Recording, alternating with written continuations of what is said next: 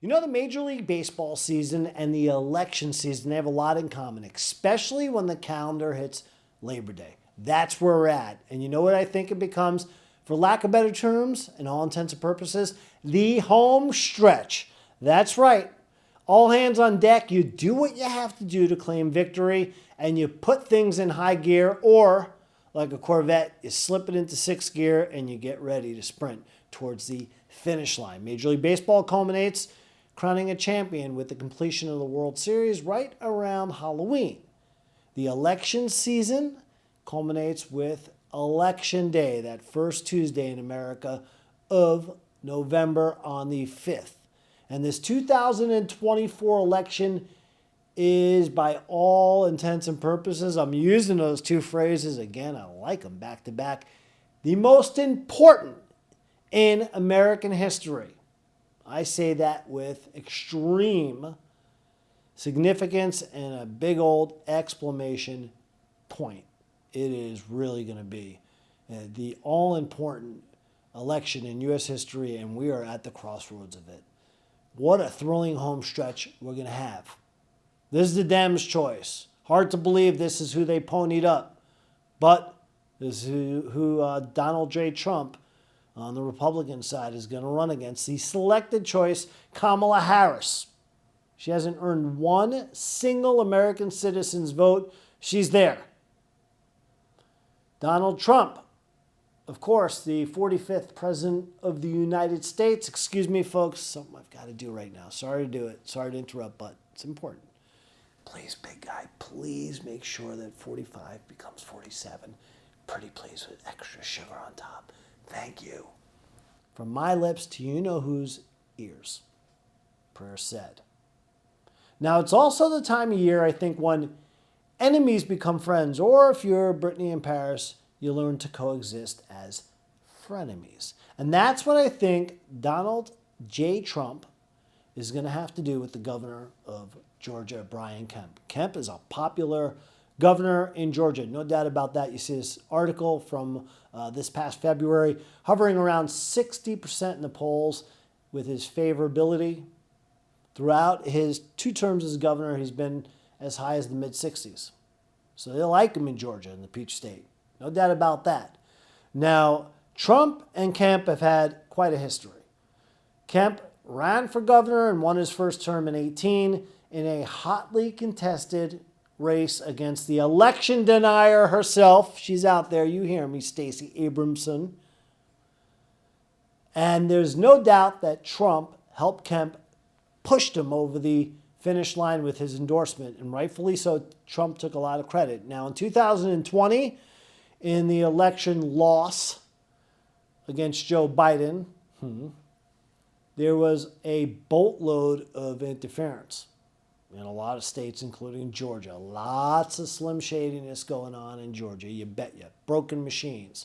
Folks from out of state voting. Drop boxes everywhere. You had dead people voting. Folks with invalid addresses. So on and so forth. I remember this most of all. For me personally, this was one, the tide changed in Georgia. I was up all night watching the election results. This is right around 1:30-ish in the morning on November 6th of 2020, right? There you go. The meme says it all, doesn't it? At least for me it does. Never forget. Trump was leading Georgia by 160,000 votes, and then a water pipe burst, quote, end quote, and 4 suitcases came out.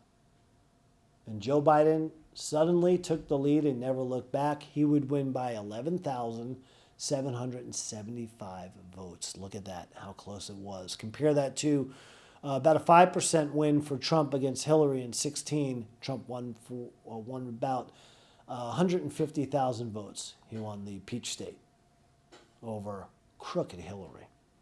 So that's how close things were in Georgia. Now, Trump wanted the election decertified by Brian Kemp and his Secretary of State, Brad Raffensperger. Neither would do it. So Biden went on to get the certification and win the state of Georgia. Since then, both have been on rocky terms. There have been several lawsuits filed by this, that, and the other one. There have been new regulations put in place. In fact, some new regulations just recently in this month of August, which I think was shenanigans, and hopefully there won't be, but hey, we know who we're running against, don't we? Yep. One girl whispers into the other ear. You see the message right there.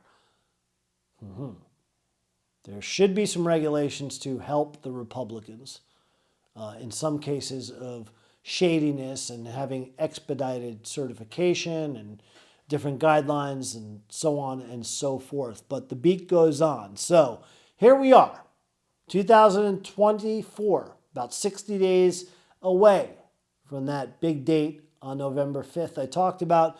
And you find a governor and a president who need to come together. Now, Trump, in his own Trumpian way, a mastermind of marketing, got the venom out. Okay? Here he is. I'm going to let you watch. This is on the 3rd of August when Trump and his crew held their last rally in Georgia. Trump went scorched earth on Brian Kemp and his wife Marty and never held back. Take a look. Take a listen. He's a very average governor. Little Brian Kemp. Bad guy. But think of it. I got this guy, just think, and then that's it. I got this guy nominated, I then got him elected. Without me, he doesn't get nominated and he doesn't get elected. He had no chance of winning either one, and all he had to do is sign something where the Senate would like to look at election integrity. I called him, and I said, Brian, they're looking at election integrity. Is there anything you can do? I'm sorry, sir, I can't get involved in that. I said, but Brian, you don't understand. This is a good thing, not a bad thing. I'm sorry, sir. I can't get involved. I've had you up to here, Brian. I've had you up to here. He's not doing this country a good service. Only Donald J. Trump can get nasty like that when he needs to and have a nation behind him, right? Anyway, Kemp, to his credit, fought back, and here's a tweet of his own right after the remarks by Trump at the rally as Kemp let Trump have it on X. And since then, it's kind of simmered. Now, Trump, again, he's the mastermind, got the venom out, lured Kemp into giving a response, and now it's out in the open. Let's move on. Let's find an alliance because these two need each other. And very few times will I say, or not say or suggest what Trump should do, or not agree with what Trump should do. And he hasn't done anything wrong here in the sense of, I think he's trying to mend bridges. And he has said, he wants to welcome Kemp onto the Trump train and be a big part of MAGA and rally with him to become president. And Kemp has reciprocated, okay? So these two need each other. This week, Kemp, looking to strike an alliance, had a fundraiser to raise dough for Trump down the home stretch. Now, for Kemp, his run as governor, it ends in 2 years. He has aspirations like a lot of Republicans do because Donald J. Trump's reign will end either on November 5th or it'll end in 4 years from now, and there's going to be a lot of guys that are in their prime, like Kemp, who are going to make their first run at becoming president. And I think he wants to have MAGA behind him, and he also knows he can no longer be governor in Georgia. Trump knows he needs the popular governor to get over the hump in Georgia. It's a battleground state. Look at the polls right there, and you know what? All polls to me are worth horse blankety blank. Is what it is, as they're prognosticating this one to be a close one. And this is a state, Georgia, that voted for Warnock. And Jonathan, what's his name? The other communist. Georgia's gone a little bit too blue. a little bit too pink, you might say. So, I do believe it'll be close. And I do believe these two guys need each other.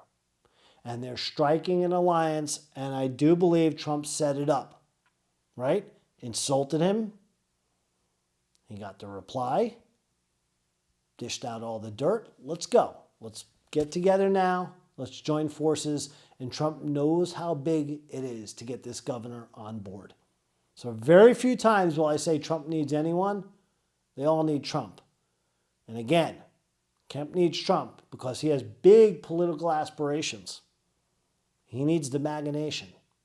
And he knows, like any governor who has a right state of mind in any red state or any red-blooded America, they know the state of Georgia, life is not going to be better with Kamala and Tampon Tim in office, God forbid.